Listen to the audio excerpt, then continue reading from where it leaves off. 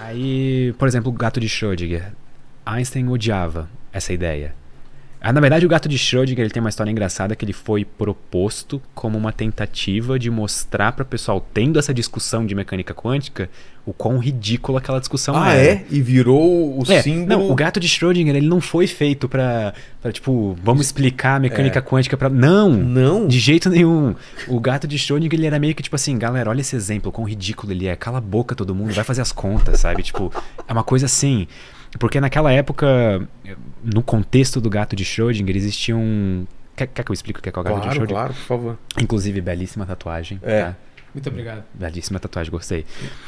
Imagina que tu tem uma caixa, e aí tu coloca um gato nessa caixa, tu coloca um detector de radiação e um frasco de veneno. E aí tu pode colocar um martelo, uma arma, qualquer coisa. Tá. A ideia é que, se o átomo radioativo decair, o detector de radiação vai apitar e quebrar o frasco de veneno. Sim. E aí o gato morre. Se isso não acontecer, o gato continua vivo, não teve radiação emitida. Só que o fato de o átomo decair ou não é um processo quântico. Por que é quântico? Porque não dá pra saber. O universo funciona assim. Tá. Ele é regido pelas regras da mecânica quântica, pela matemática da mecânica quântica.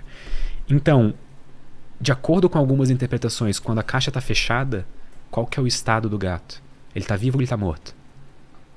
Não dá pra saber. Então, dependendo da interpretação que tu usa, não dá pra saber. A interpretação usual que a gente usa, vamos supor que tem uma probabilidade de 50% de o átomo decair. Então, o gato tá numa superposição de vivo-morto. Ele tá vivo e morto ao mesmo tempo, só que tu só vai descobrir isso quando tu colapsar a função de onda, ou seja, tu abrir a caixa. Cara, isso é muito maluco, velho. Isso é muito maluco. É tipo, você vai transar com essa mulher... Da onde que veio isso? Ela tirar a cueca, o seu pinto é um pinto de short. Ela não sabe se você broxou ou não. É só depois que abaixar a cueca. Eu falei, você tá pronto? Eu falo assim, ó. É física quântica. Você não sabe. Não reclame comigo, Einstein estava no meu favor, né? Einstein concordava comigo. Então, mas essa ideia de estar ao mesmo tempo que é difícil de entender. Porque assim, claramente uma pessoa vai falar assim, abre a caixa e você vai ver, caramba. Então, mas é porque isso tá usando a tua intuição. E a mecânica quântica não é intuitiva. Ela não é feita para ser intuitiva, ela é feita para concordar com os resultados de experimentos. É o contrário. Tem os resultados... Tipo, a gente tinha resultados bizarros... Que ninguém entendia. E a gente desenvolveu a mecânica quântica meio que na força bruta e foi fazendo, tipo, ajustes enquanto ia descobrindo a teoria completa, assim, sabe? Então, a ideia do gato de Schrödinger, por exemplo, se tu é Einstein... E, na verdade, era Einstein mais 2 físicos. Então, conta isso pro Einstein, por exemplo. O que ele vai dizer com a informação que ele tinha, o que ele pensava? Einstein dizia que essa característica da superposição é só um artefato matemático que surge porque a gente não entende o universo bem ainda. Para ele, é como se tivesse uma cortina que o universo estivesse colocando na frente da realidade. Sei. Que uma vez que a gente tirasse essa cortina, a gente ia enxergar as coisas como elas realmente são. Ele acreditava na existência das variáveis ocultas. O que são? Meio que tipo assim... A gente ia descobrir alguma teoria física que explicasse a realidade de uma maneira que a gente não fosse precisar de superposição quântica ou mecânica quântica. Totalmente, sim? A gente ia ter uma coisa mais determinística, tipo, uma coisa mais, tipo, palpável, sabe? Porque pra ele era um absurdo tu ter uma caixa com um gato vivo e morto ao mesmo tempo. Entendi. E pra muitas pessoas isso é um absurdo ainda. É muito estranho de Isso. Só que daí entra outro físico na história, Niels Bohr, talvez tu conheça, sim. É um físico famoso. Ele chega e fala, cara, literalmente o gato está vivo e morto ao mesmo tempo nessa caixa. Ele está num estado de superposição quântica e isso corresponde à realidade. O universo funciona assim. Então tu tem duas visões diametralmente opostas. Então, mas no universo observável... Porque isso é um exercício mental. Mas como que eu vejo isso na vida real? Tu não vê. Meço, esse é o problema das coisas quânticas. Não tem como replicar, fazer isso.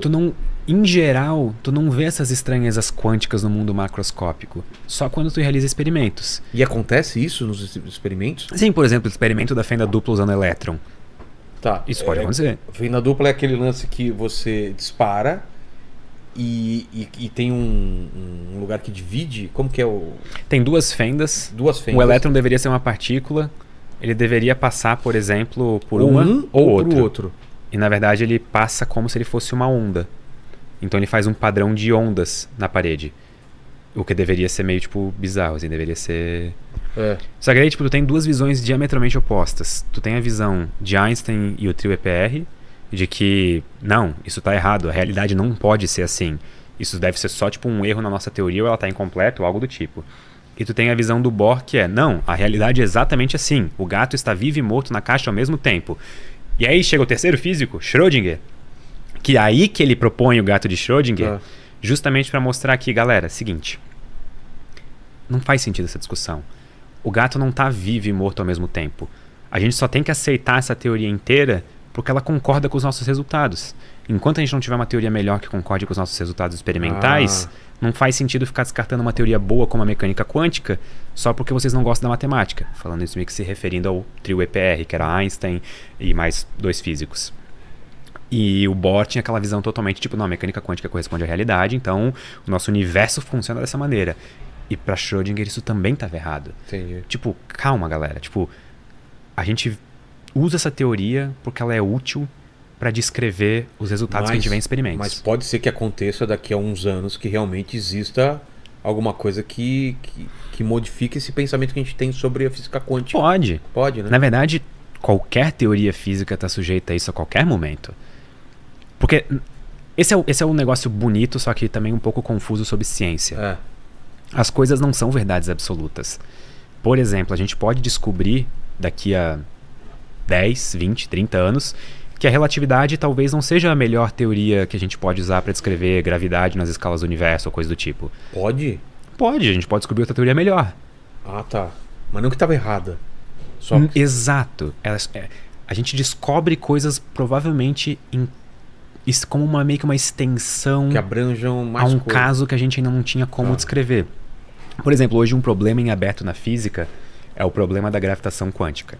Basicamente, tipo, unir força da gravidade com mecânica quântica para descrever, por exemplo, os estados do universo próximos do Big Bang. Isso é um grande problema. Meio que a nossa física atual quebra nesses pontos. As contas não funcionam. A física meio que quebra, ela desmancha. Porque ao invés de ter 4 forças, você ainda não tinha tipo as 4 forças da natureza separadinhas. E descobrir isso é um dos grandes pontos centrais de pesquisa na física hoje. Como é que tipo, o universo se comportava, como é que a física se comportava nesses instantes iniciais. E quem sabe... ainda bem que estava vazia. E quem sabe isso até possa ajudar a gente a explicar, por exemplo, como é que funciona a gravidade perto de buracos negros ou algumas outras situações mais extremas do universo.